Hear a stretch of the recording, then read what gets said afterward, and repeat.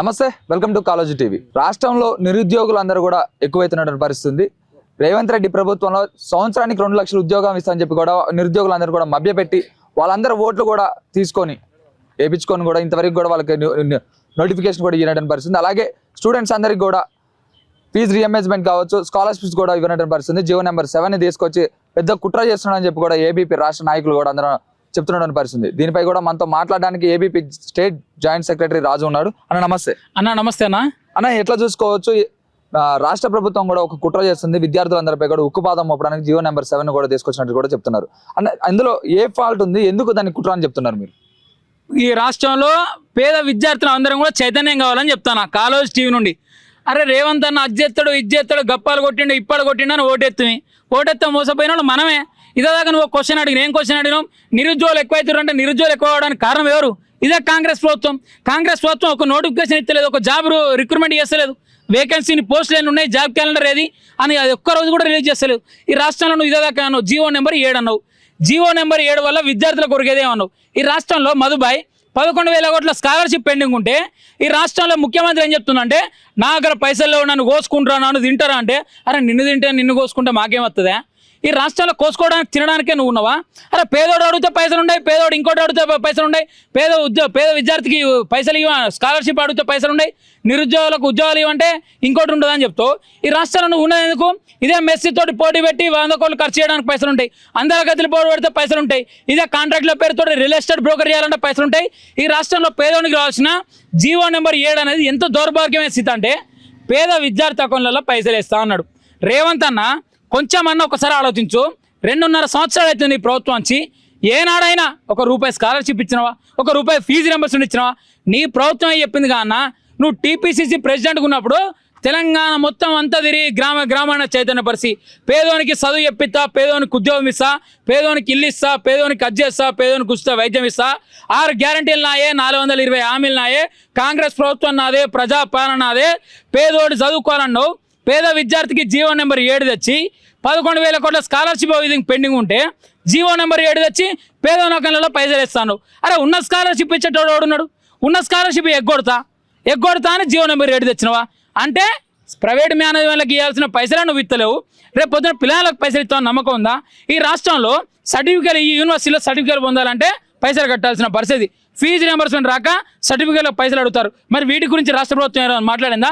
GO number 7 తెచ్చి ఇంకోటి ఏమైందంటే ఫీజు రియంబర్స్మెంట్ పథకమే ఎత్తిపోద్ది, ఫీజు రియంబర్స్మెంటే ఉండదు.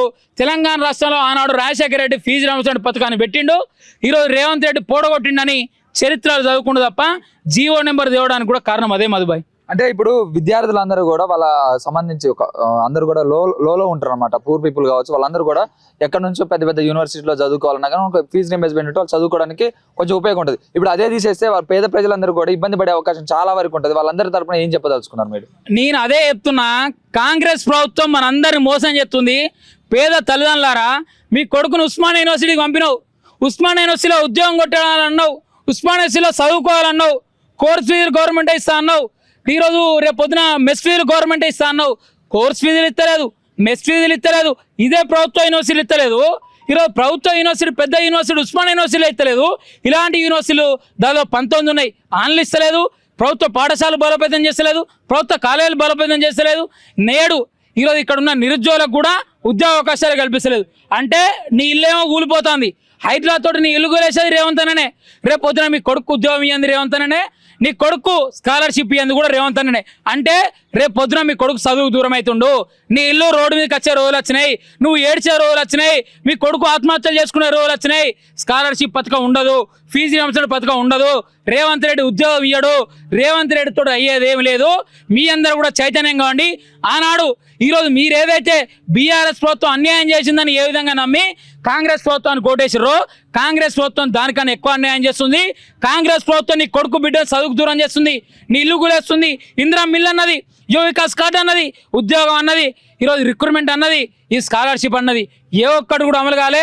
6 గ్యారంటీలు 420 హామీలు మర్చిపోయి ఒకటే గ్యారంటీ అవుతుంది, ప్రజాపాలన గ్యారంటీ అనే పేరు మీద పేదోని చదువు దూరం చెప్తారు.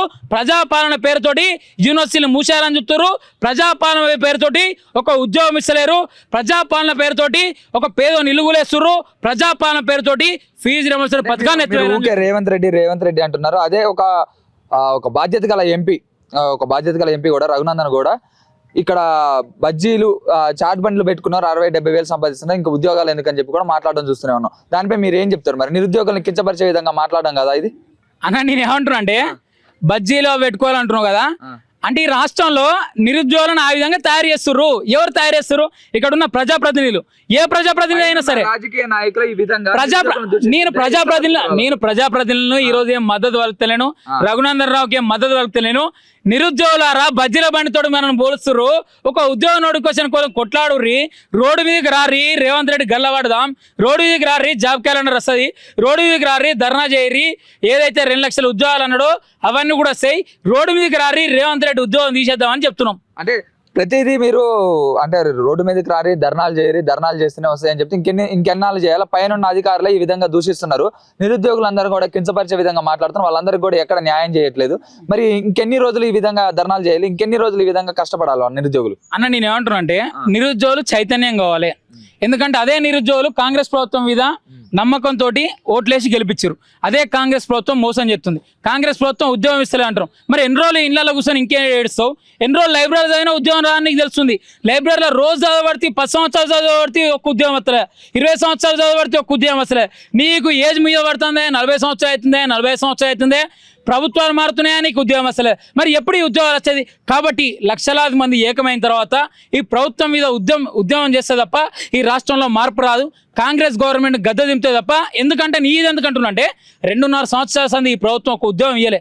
ఇప్పటికైనా ఒక్కసారి గట్టి ఉద్యమంతో ఈ ప్రభుత్వాన్ని గద్దె దింపడానికి, మన యొక్క జాబ్ క్యాలెండర్ రావడానికి, 2 లక్షల ఉద్యోగాలు రావడానికి మీ అందరం కూడా ఏకం కావాలి. రేవంత్ రెడ్డిని గద్దె దింపడానికి మనందరం కూడా ఉద్యమం చేయాలని పేద విద్యార్థులు, నిరుద్యోగుల్ని కాలేజ్ స్టేట్ నుండి ఈరోజు విన్నవించుకుంటాం అన్న.